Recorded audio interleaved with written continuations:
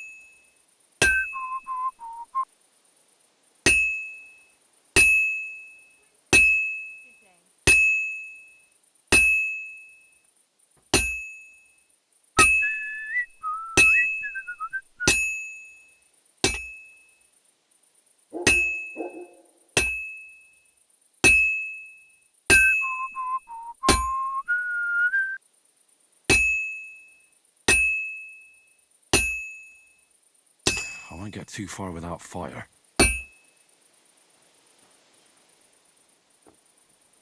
Just a bit more, and I'll be done.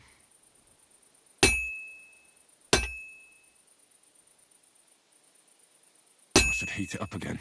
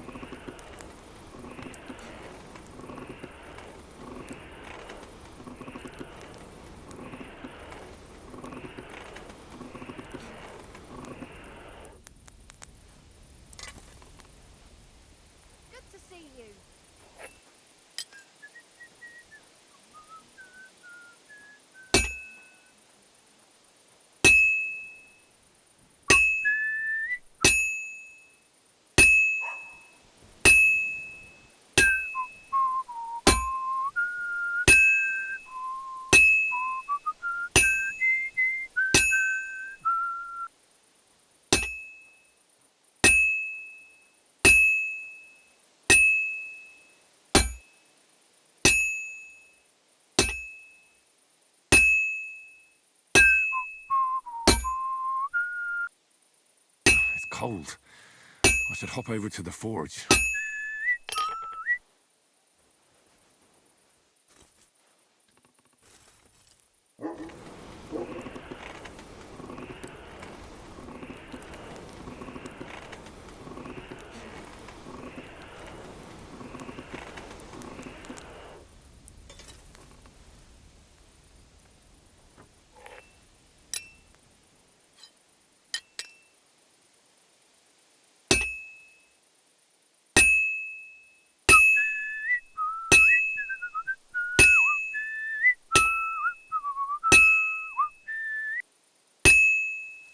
This'll take a bit longer.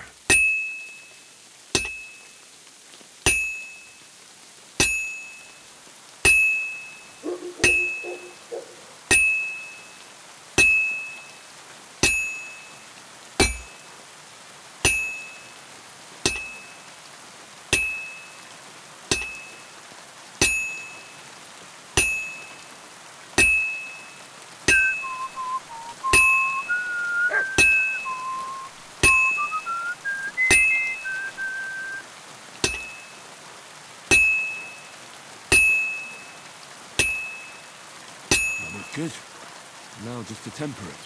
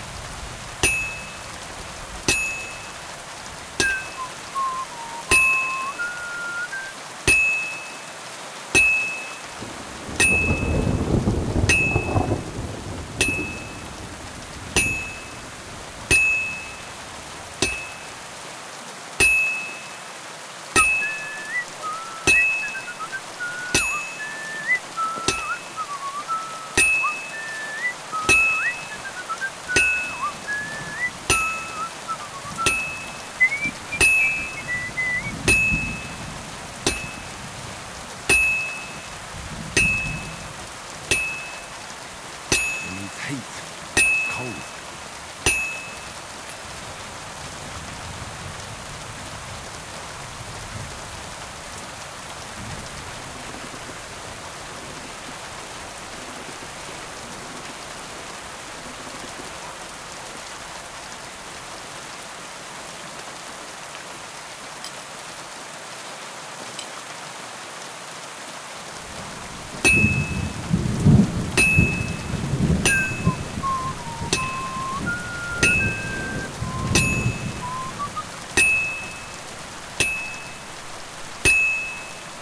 I've got it done.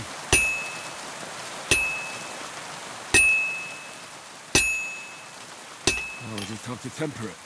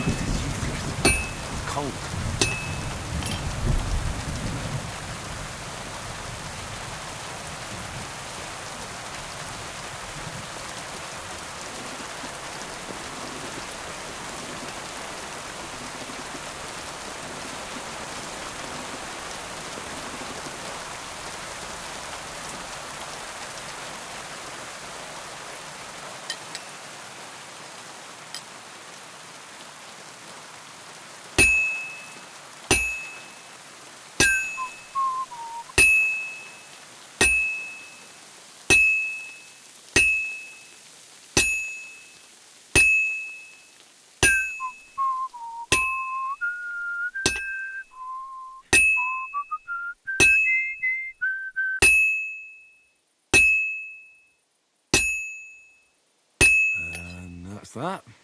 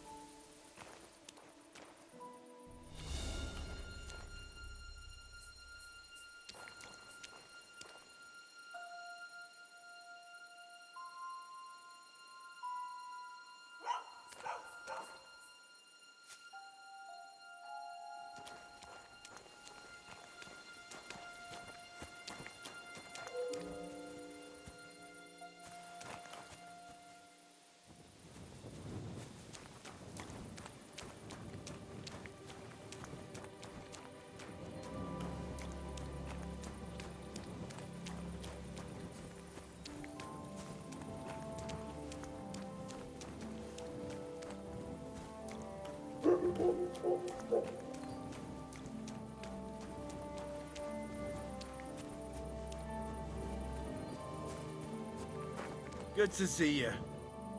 God be with you. How's the watch going? Not too bad. It'd be better if it wasn't raining, though.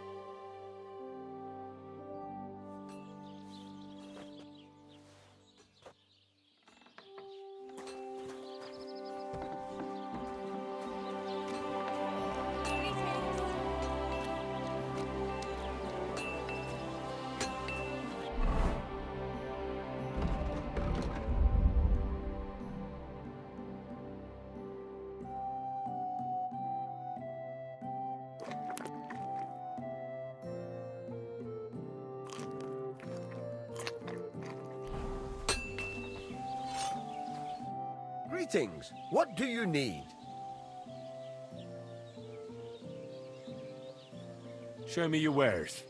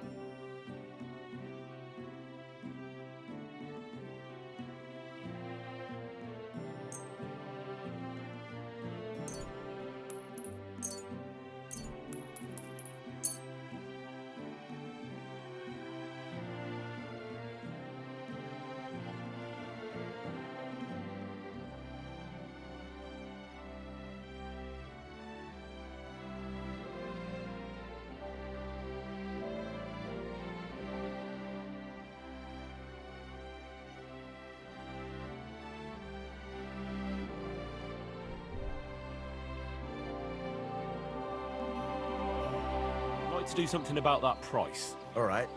I'm listening.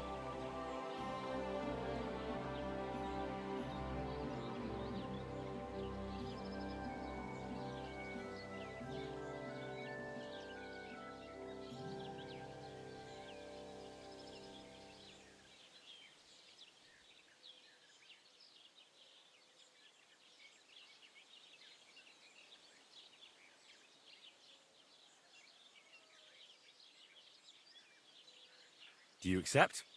Look, offer a bit more and we can make a deal. Very well, then. Thank you, and a good day to you, friend.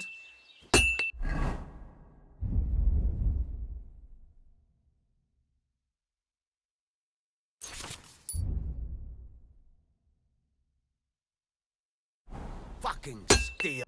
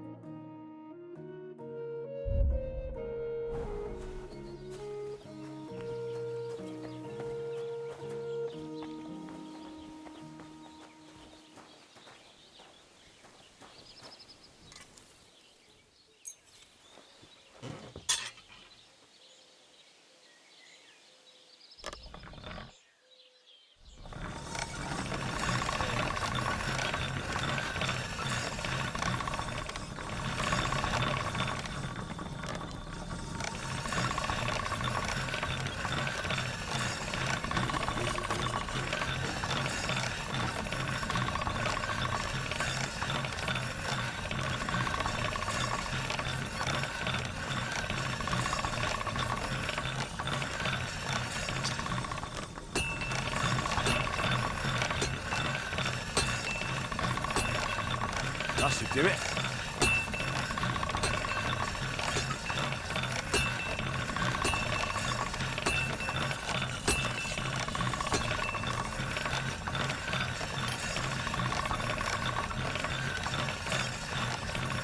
All right, go.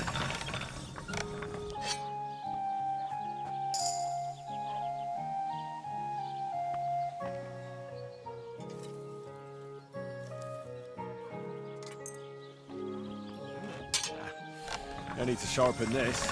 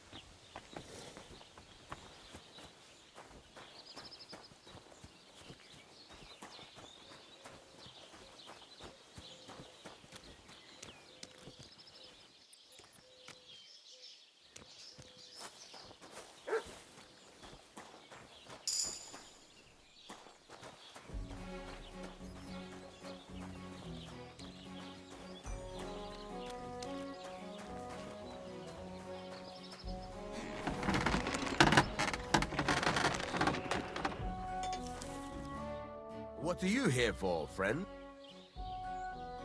Show me your where.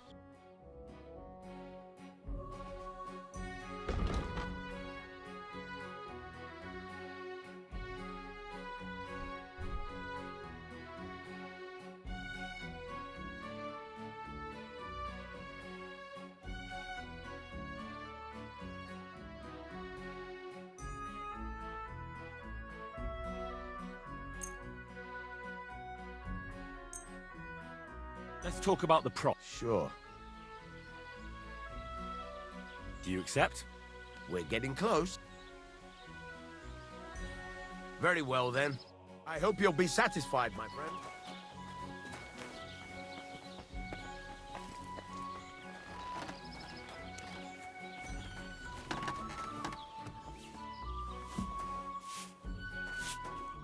It happens. Just watch where you're going next time.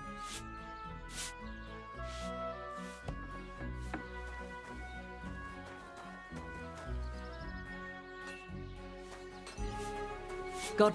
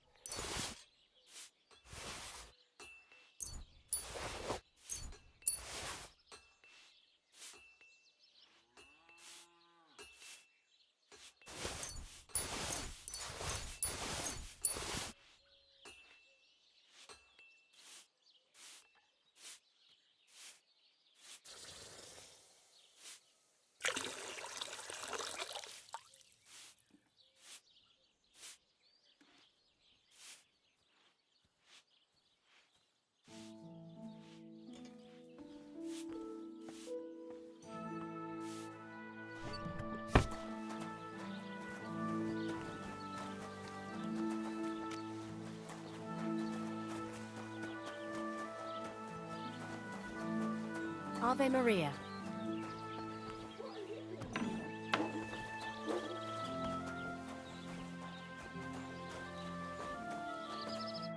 What would you like, friend? Show me your wares.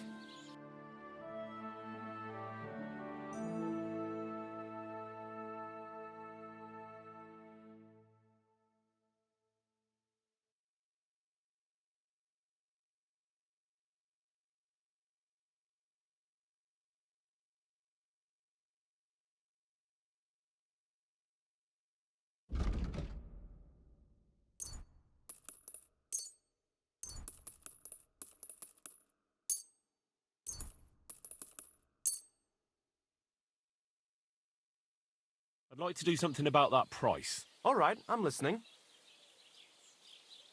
Aye, you'll convince me with that price. Thank you, and take care.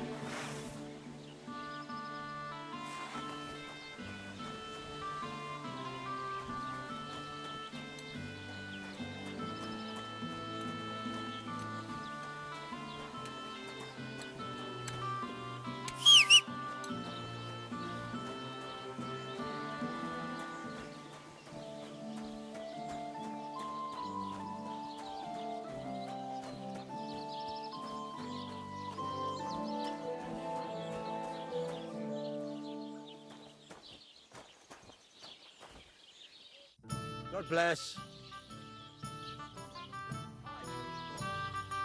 Lord be with you.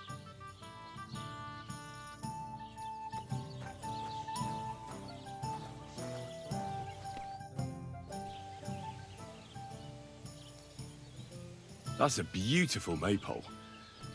We never had one quite like it back home. Aye, ours is the prettiest. And also the only one in these parts.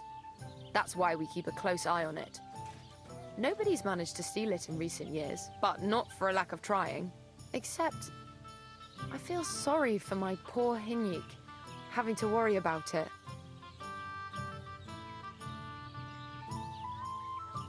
Why is he worried? Oh, he has to keep watch over it at night. We decided to keep it up until harvest. Except that means someone has to guard it every night. Hinyik pulled the short straw this time, and he's dead tired because of it. Henyuk? He's my sweetheart, I suppose. It's complicated. Complicated? Is something wrong?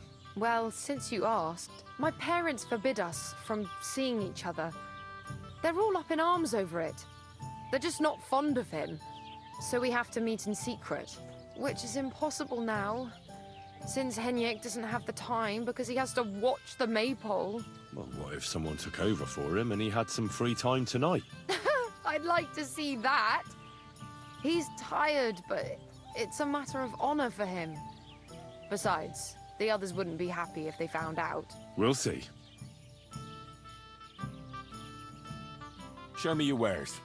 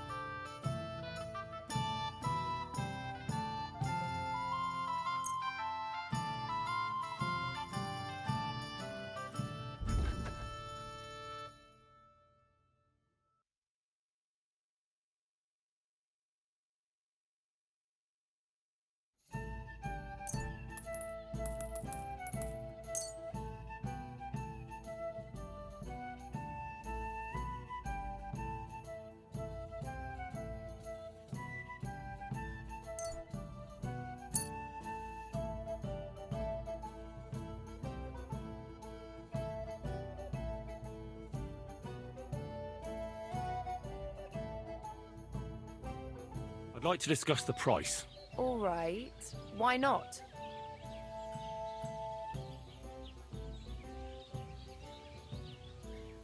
Satisfied? Look. Oh. Aye. Thank you, and take care.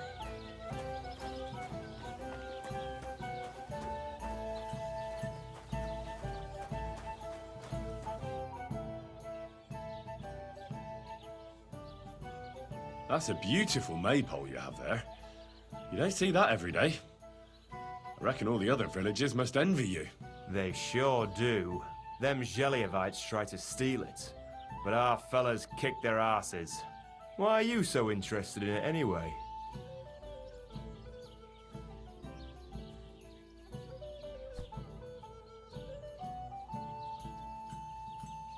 I know from experience how hard it is to guard a maypole like that. I used to stand guard myself. Well, there you go. Then I'm sure you know what it's like to be envied by everyone around. And if someone had bad intentions, Henrik would show them how we do things here in Tachov. That's the one thing he's good for.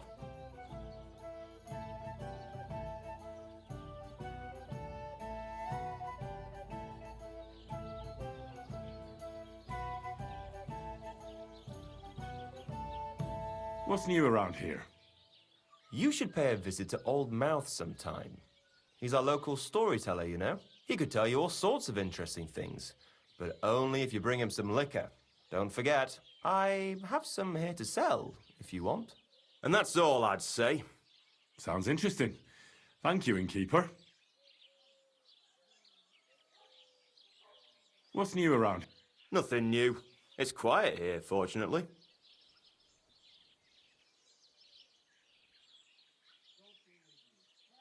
I wanted to ask about Henrik. What about him? Did he do something to you? Sounds like you're not exactly fond of him. Aye, I'm not. He's been getting on my nerves ever since he got together with our Manka. I'm afraid he'll mess with her head and run off with her, just like his bloody brothers did. Where did they go? What do I know? One day they just packed up and wandered off.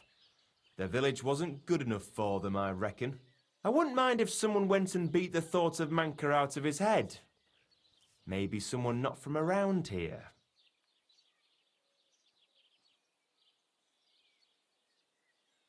Why not? I could manage that. He's not much of a fighter, but I reckon if you call him a vagrant or something, it'll surely rile him up. And I'll remember you did me a little favour.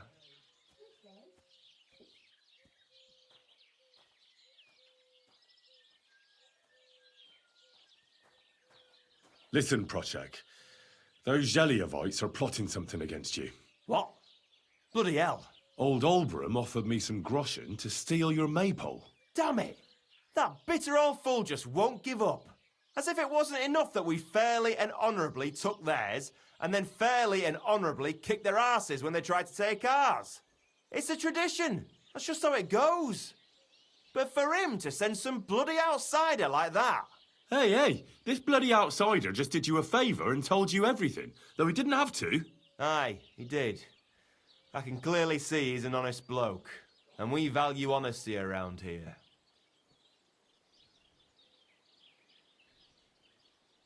Thanks. I see the people from Takov are honest too. That we are. Speaking of which, I reckon it would be fair to repay Olbram in kind. Let me know if you're interested. I came up with a nice little pastime that's sure to make Olbram shit himself.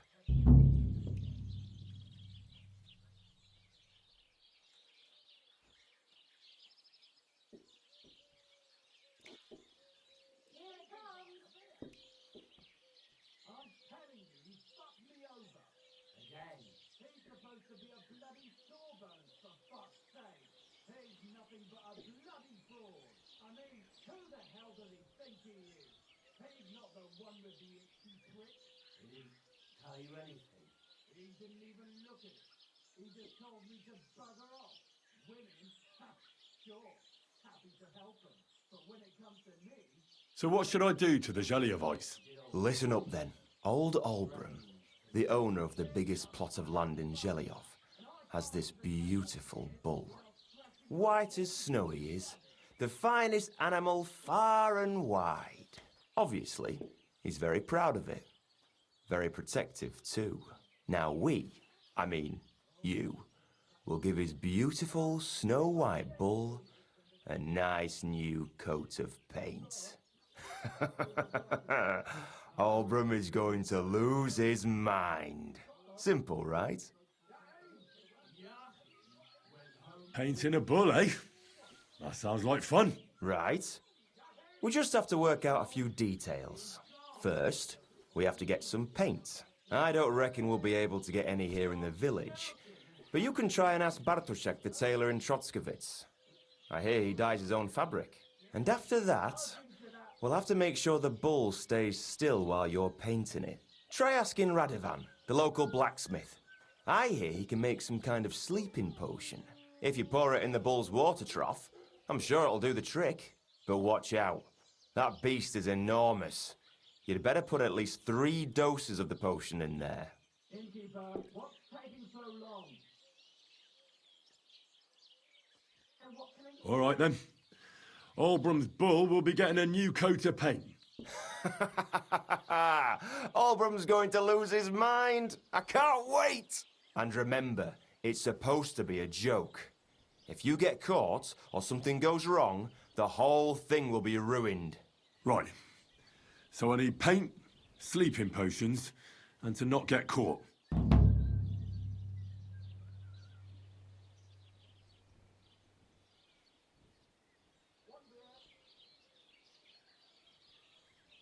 Why do you and the Zhelyov lot hate each other so much, anyway? It's their fault. They keep playing tricks on us. Albram's the worst of them all. The nasty old codger. He's always coming up with ways to mess with us.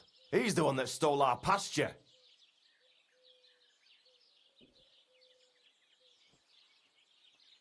What pasture did they steal from you? The one that stretches from the orchard behind the Takov down to the gamekeeper's lodge. It's been ours since time immemorial, but the Zhelyevites took it from us.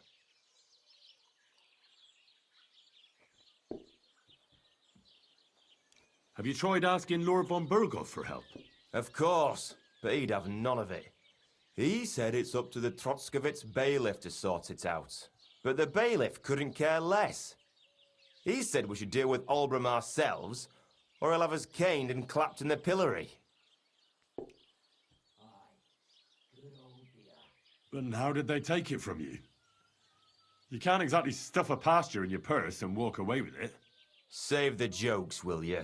This is fucking serious. There's a tree down by the gamekeeper's lodge that marks the edge of our land. My father, God rest his soul, was there when they agreed on it. He got a proper arse kicking so he'd remember it, and remember it he did. But then fucking Albram came along, claiming it was the other way around, and that pasture belonged to Zhelyov. Well, can't you all just reach some kind of agreement? Do you think we haven't tried? But there's no talking to the Zhelyevites. Year after year we meet in that pasture. I tell it like it was, but Albram always starts spewing his lies. Then we end up arguing until the sun sets. And when the Zhelyevites are at wit's end, they come at us, and nothing ever gets solved. We managed to convince them to at least give us back half the pasture.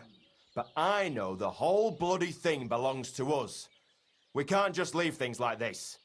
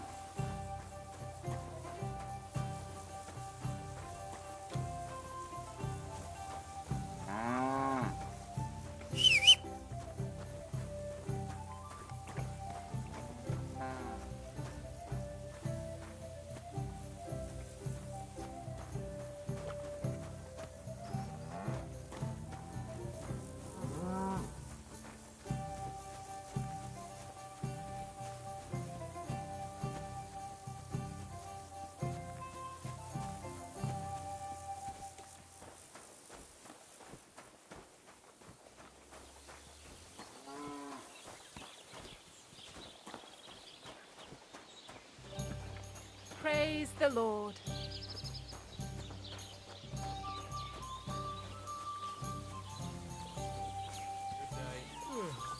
Greetings to you.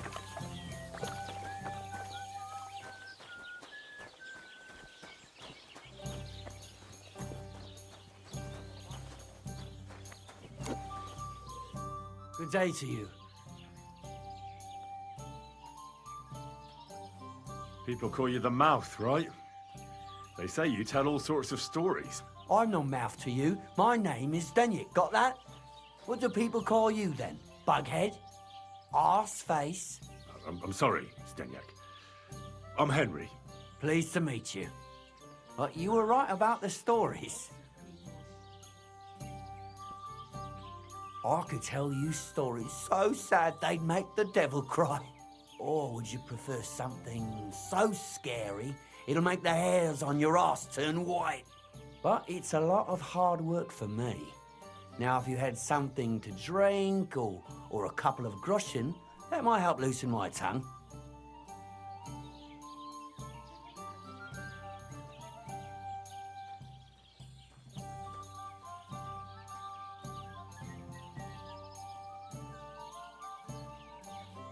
I know quite a few stories myself. How about a trade? A story for a story. All right then. But if it's the one about the magic porridge pot, don't bother. I've heard it 100 times. And that story always leaves me feeling hungry. I know a romantic tale about a knight, his lady love, and 3 impossible tasks he had to undertake to win her heart. He had to bring her the sweetest wine, tame the wildest horse, and make a crown with the rarest gem. And then? What happened when he'd done all 3? Well, the lady of his heart showed her gratitude by giving him the most precious thing she had. And I'm not talking about gold. Ho ho! A raunchy ending. That'll be popular with the lads round here. If I were you, I'd make it longer. To last a whole evening. Add a wicked stepmother, that sort of thing.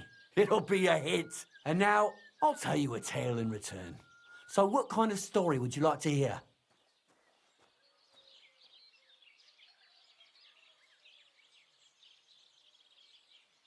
I like stories that can teach me something. Stories with a moral.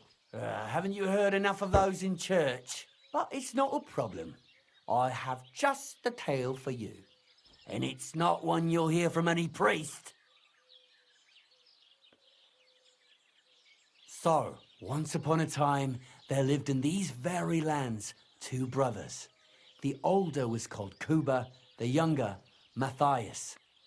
They were both woodcutters, like their father and his father before him. One day, at the height of summer, they were working in the woods. The air was as hot as a furnace, so Matthias went to a nearby pond to cool himself.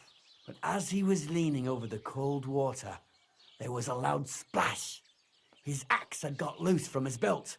In haste, he began to search the muddy bed of the pond, and his hands soon touched something hard and heavy. He pulled it out and could not believe his eyes. He pulled out an axe. Yes, but not his old one. It was an axe made of pure silver. Good God. I'd grab that without a second thought. Maybe you would, but Matthias would never. He was an honest man, and with a big swing he threw the silver axe back. He searched the pond again, and this time he pulled out his own axe. Nothing but dull iron and old wood.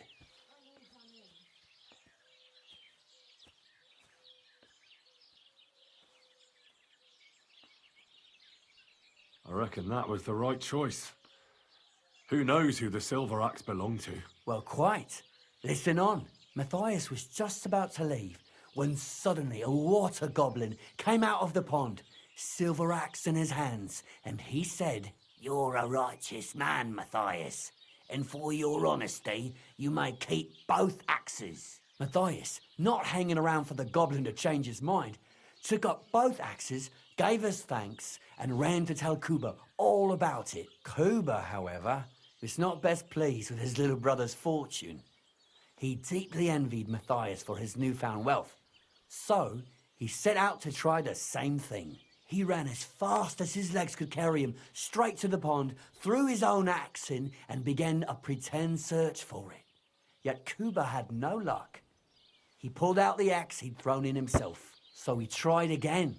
Tricked by sunlight, he grabbed something shiny, only to pull out his old iron axe again. Enraged, he hurled his axe back into the water and yelled, "Fuck this axe! I want a silver one." But the water goblin heard his shameful cry and was greatly upset by Kuba's greed. So, when Kuba reached down into the water for a third time, the water goblin seized his hand, pulled him down a hole to the dark depths, and drowned him.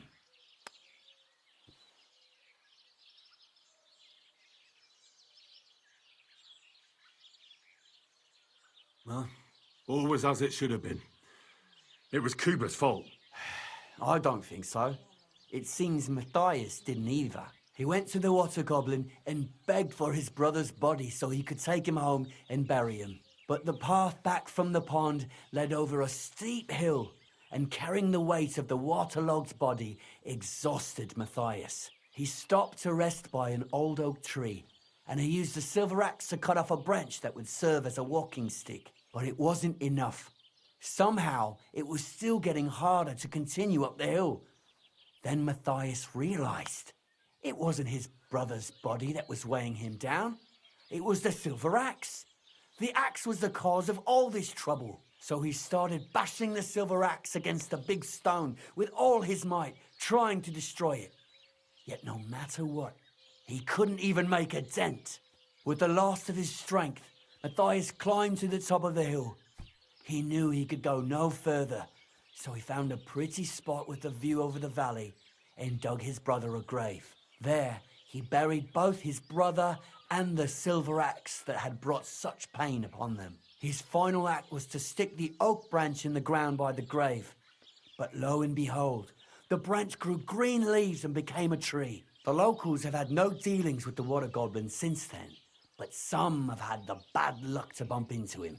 And when you walk by the pier, where it all happened, you can still hear his chuckling. That was a very nice story. Story? What story? It's the truth. Well, why hasn't anyone gone looking for the axe then? Because it brings misfortune. Didn't you listen to me at all? Look for yourself if you wish. Rock Tower Pond isn't far from here. The Water Goblin's pier is somewhere among the reeds. But leave me out of it. I'm fine here with my drink. It was good to see you, my friend.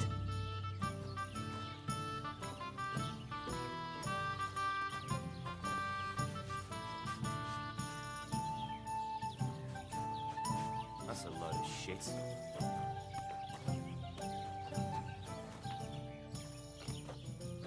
I'm glad to see you like it. Do you want another?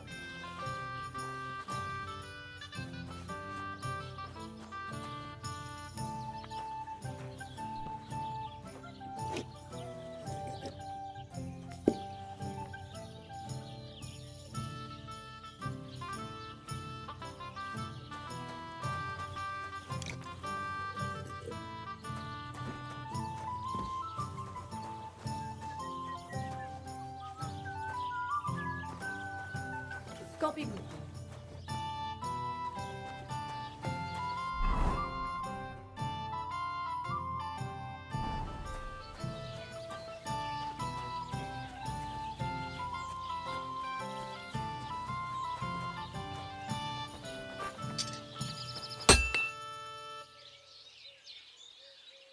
I need something that'll put animals to sleep.